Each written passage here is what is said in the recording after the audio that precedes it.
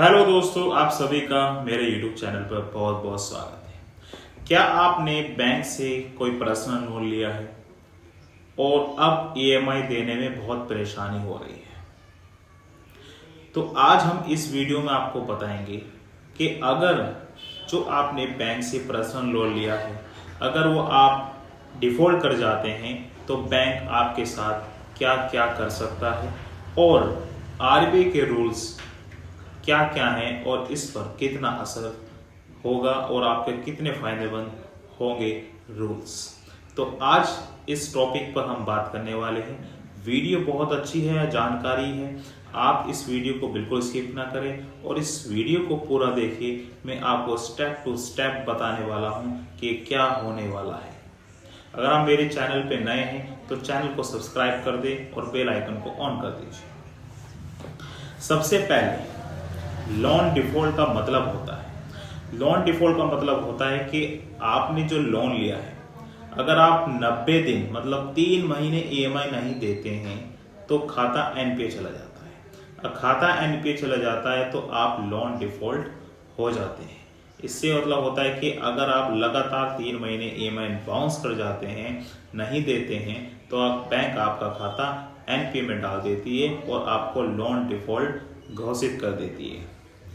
दूसरा आता है कि बैंक जब आप लोन डिफॉल्ट करते हैं तो बैंक सबसे पहले आपको रिमाइंडर भेजता है। रिमाइंडर कई तरीके से बैंक आपको भेजता है, SMS के जरिए, कॉल के जरिए, ईमेल के जरिए भी आपको रिमाइंडर भेजता रहता है कि आपका इतना पैसा ड्यू चल रहा है, समय के अकॉर्डिंग आप इसे भर दें। तीसरा आता है प्रोसेस लीगल नोटिस। अब लीगल नोटिस ये होता है कि आप लोन डिफॉल्ट कर गए हैं, रिमाइंडर का भी जवाब नहीं आ रहा है, तो अगर आपने पर्सनल लोन में कोई चेक लगा रखा है, गारंटी पे चेक दे रखा है या कोई IC का वो दबा रखा है, तो आपके खिलाफ वो लीगल नोटिस भेज सकते हैं। 138 का भेज सकते हैं या सरफेसी एक्ट पर भी कार्रवाई स्टार्ट कर सकते हैं। ये इनका स्टेप होता है। ये लोन डिफॉल्ट होने के बाद, रिमाइंडर होने के बाद ये प्रोसेस में लाया जाता है। चौथा होता है कि आपकी सिविल को काफ़ी डाउन कर देते हैं। बहुत असर पड़ता है जब आप लोन डिफॉल्ट हो जाते हैं, लगातार 3 महीने EMI नहीं देने के कारण फिर इतना और ऊपर बीत जाना समय, ये आपकी सिविल को खराब कर देता है, बेकार कर देता है, जिसमें आने वाले समय में लोन लेना बहुत मुश्किल हो जाता है। पांचवा जो है वो होता है बैंक रिकवरी एजेंट। जब आप लोन डिफॉल्ट हो गए और आपने EMI नहीं दी, रिमाइंडर का जवाब नहीं दिया, नोटिस का आप जवाब नहीं दे रहे, तो आपके घर पर कॉल्स आनी स्टार्ट हो जाती हैं रिकवरी एजेंट की। वो आपके घर भी आते हैं, आपको कॉल्स भी करते हैं, आपको बार बार कहते हैं कि आपने इतना पेमेंट जमा नहीं किया, आप कब कर रहे हैं, आप उसका समय बताइए। ये आपसे लगातार क्वेश्चन वो पूछते रहेंगे और आपसे घर भी आएंगे। ध्यान देने वाली बातें हैं कि जो रिकवरी एजेंट है वो सुबह 7 बजे से शाम तक के आ सकता है, ये RBI अपनी गाइडलाइंस में कहा है। तो रिकवरी एजेंट आपको बार बार कॉल करेंगे, लगातार कॉल करेंगे, अलग अलग नंबर से कॉल करेंगे। ये चौथा स्टेप होता है जब रिकवरी एजेंट आने स्टार्ट हो जाते हैं, जब आप लोन डिफॉल्ट कर जाते हैं। लास्ट जो होता है छठा, वो होता है कोर्ट का एक्शन। बहुत लोगों के मन में ये क्वेश्चन है कि कोर्ट क्या एक्शन लेता है लोन के ऊपर। देखिए, कोर्ट एक्शन नहीं लेता है, वो बैंक ही एक्शन लेता है कोर्ट के माध्यम से। कोर्ट में वो सिविल सूट डाल सकता है या आर्बिट्रेशन का केस भी डाल सकता है। आपको शायद कई लोगों को आर्बिट्रेशन का नोटिस भी मिला होगा, जिससे कहा जाता है आर्बिट्रेशन नोटिस, आर्बिट्रेटर नोटिस होता है।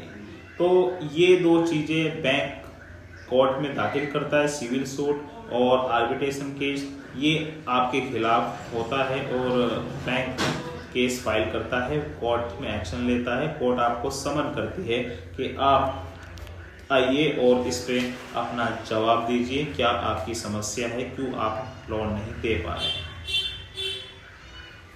हैं। बैंक सेटलमेंट भी करता है, मगर ये प्रोसेस स्टार्ट होता है तब जब बैंक को ये लगता है कि हम अब रिकवर नहीं कर पा रहे हैं, तो अब हमें क्या करना चाहिए। अब मैं आपको सुझाव देता हूँ। आपको मैंने ये 6 स्टेप बताए कि loan default, bank reminder, legal notice, CIBIL score, bank regular agent और कोर्ट का एक्शन। मेरा सुझाव ये है कि अगर आप कोई लोन लेते हैं, अगर आप कोई लोन ले रहे हैं, तो सबसे पहले आप अपनी जो इनकम है, सैलरी है, उसका 30% या 35% ही EMI होनी चाहिए, इतना आप लोन लें। दूसरा सुझाव ये है कि अगर आप किसी कारण से लोन डिफॉल्ट कर जाते हैं, तो सबसे पहले आपको बैंक में जाना चाहिए, बैंक मैनेजर से मिलना चाहिए, उनसे बात करनी चाहिए, अपनी जो समस्या है वो आपको बताना चाहिए कि सर मेरे साथ ये समस्या के कारण मैं बैंक में EMI नहीं भर पा रहा हूँ, मुझे थोड़ा समय दिया जाए। या आप बैंक को नोटिस भी दे सकते हैं, मतलब एक एप्लीकेशन भी दे सकते हैं कि सर मेरे साथ ये समस्या हो रही है जिस कारण से मैं ये लोन नहीं भर पा रहा हूँ।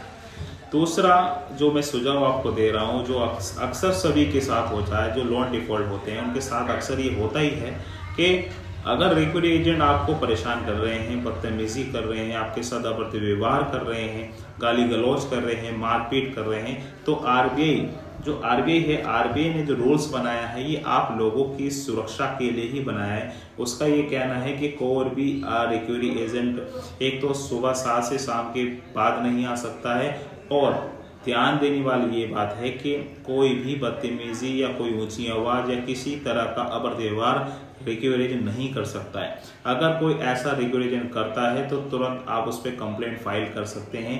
ये RBI अपनी गाइडलाइंस में साफ साफ शब्दों में कहा है। कुछ लोग क्या होते हैं कि हम लोग डर जाते हैं कि यार हमने तो पैसा नहीं दिया, इन्हीं के ऊपर केस कर दें, इस कारण से कोई अपना अधिकार को नहीं जानता है।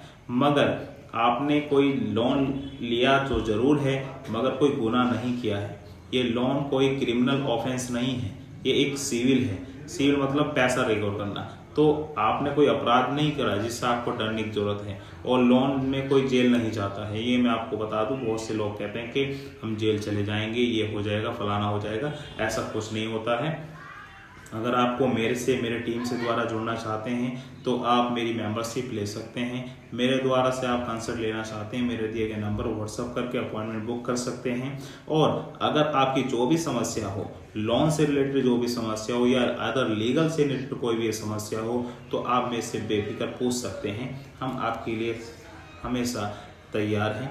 आपका बहुत बहुत धन्यवाद, आपने वीडियो को देखा। और अगर वीडियो अच्छी लगी हो तो प्लीज़ लाइक कर दीजिएगा, क्योंकि आपका लाइक मुझे मोटिवेट करता है वीडियो बनाने के लिए, आपको परेशानियों को सुझाव करने के लिए। तो कृपया करके लाइक ज़रूर कर दें और ज़्यादा से ज़्यादा शेयर करें इस वीडियो को, जो और भी भाई देख सके। जब तक के लिए जय हिंद।